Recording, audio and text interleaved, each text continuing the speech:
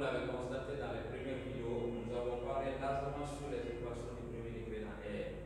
Entendu parler du premier degré dans R, c'est que c'est une équation dans laquelle vous avez une seule variable ou deux variables, mais le degré de la variable va être égal à 1. Résoudre cette inéquation revient bien évidemment à déterminer les valeurs de x qui peuvent rendre cette inégalité vraie.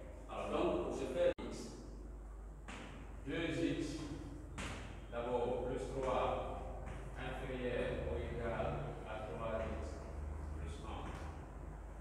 Je déplace l'intervalle en x, allez, je peux prendre 3x et la mettre par là, ou bien je prends 2x et la mettre de l'autre côté, ça ne change rien. C'est 2x, lorsque 3x se déplace, il change de signe, moins 3x est plus petit ou égal à 1 qui reste à sa place, et bien moins 3 qui passe. Finalement, on obtient la différence entre 2x et 3x donne moins x, inférieur ou égal, 1 diminué de 3, ça fait moins 2. On peut multiplier ici chaque membre de l'inégalité par x moins. Mais en le faisant, il faut être prudent.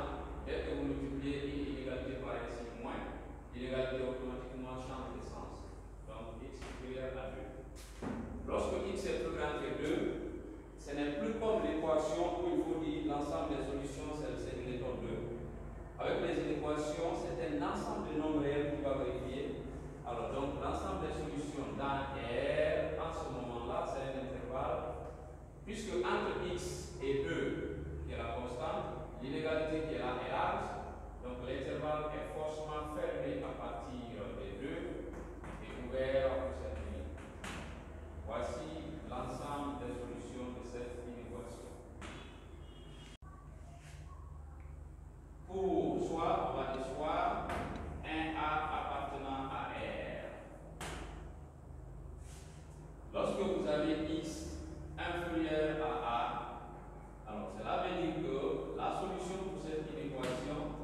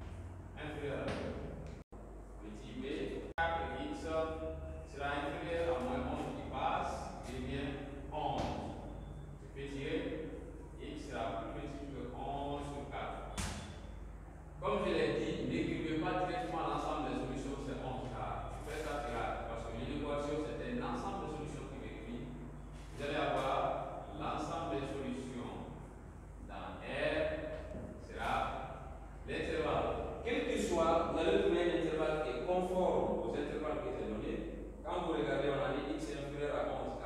11K représente notre A. Donc x est inférieur à A. L'intervalle qui se forme, c'est de moins l'infini à A. Donc ça sera de moins l'infini jusqu'à 11K. De moins l'infini à 11K. Et puisque l'inégalité est stricte, l'intervalle est toujours ouvert. Toujours ouvert. C'est la solution. 1 demi de x, les termes à x, je peux les transposer tous d'abord par là.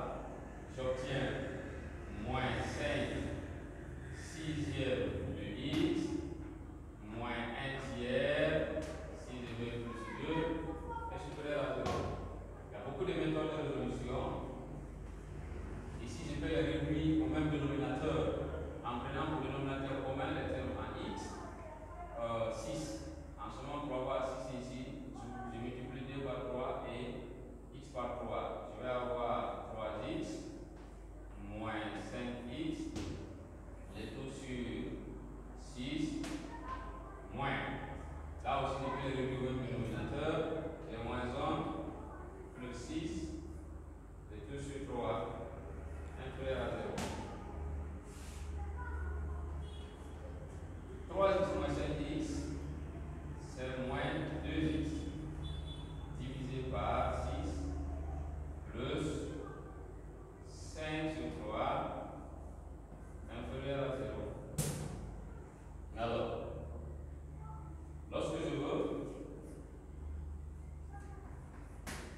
donc à partir de là, je peux simplifier pour dire que c'est moins 1 tiers de x plus 5 tiers inférieur à 0. Ça veut dire que j'ai moins x plus 5 et 2 sur 3 inférieur à 0. Donc je vais avoir moins x plus 5 sera inférieur à 0. Et moins x sera inférieur à moins 5. Donc, x sera supérieur à 5. L'ensemble des solutions dans R, on a dit x plus grand que 5, on peut regarder là. X supérieur à A. Donc, l'intervalle qui se forme, c'est à partir de 5 jusqu'à plus 5.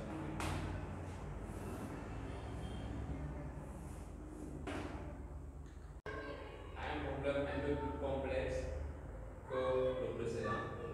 Parce que là, nous avons un système d'inéquations.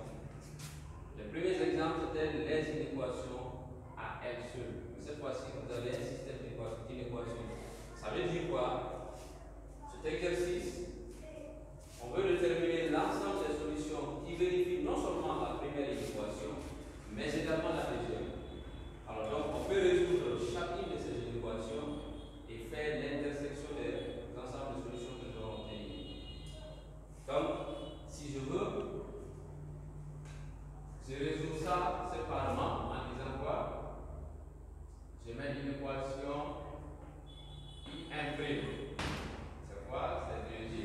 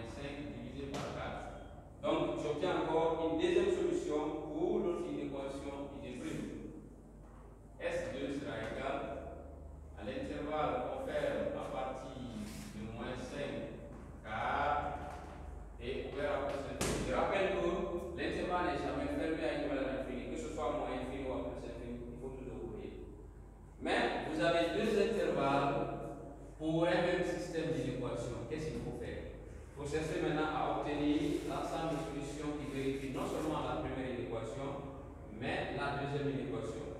Pour ce faire, je vais représenter ça sur une droite. De moins 5K, si l'intervalle est fermé sur une droite graduée, c'est un point que vous allez voir.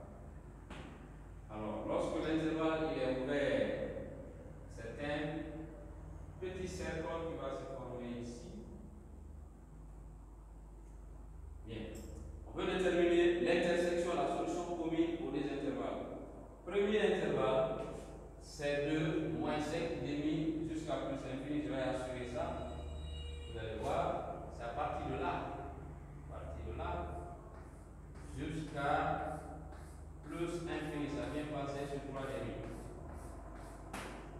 Le deuxième intervalle, lui, quitte de moins infini jusqu'à 3 demi. Donc, lui va quitter par là. Il vient passer sur moins 5K.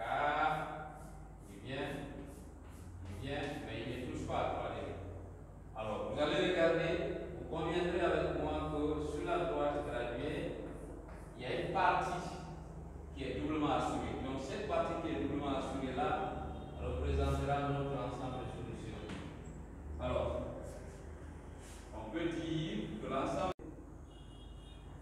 dans R sera composé de S1 inter S2 qui est égal à l'intervalle fermé à partir de moins 5 K et ouvert à partir de 3 demi. Voici l'ensemble des solutions pour ce système d'inéquation dans R. Voici notre inéquation idée que nous allons résoudre de la même manière que la précédente pour le premier système d'inéquation. Donc, si vous voulez, on peut aussi résoudre séparément les inéquations en disant quoi? Que une prime, l'inéquation de c'est 6x plus 1,2 qui est plus petit que 4x augmenté de 5. Comme c'est x que je peux transformer, je regroupe les termes en x. C'est 6x. Lorsque 4x passe, champ des signes sera inférieur à 5 qui reste à sa place, moins 1,2. Alors, la différence entre 6x et 4x, c'est 2x. 2x sera inférieur à 3,8. Donc, x sera plus petit que 3,8 divisé par 2. X étant inférieur à 3,8, c'est un intervalle qui va quitter de moins infini jusqu'à 3,8 sur 2 ouvert. Je prends encore l'inéquation seconde 2. C'est quoi? C'est 8x plus 3, 4x plus 50. Même chose, je cherche à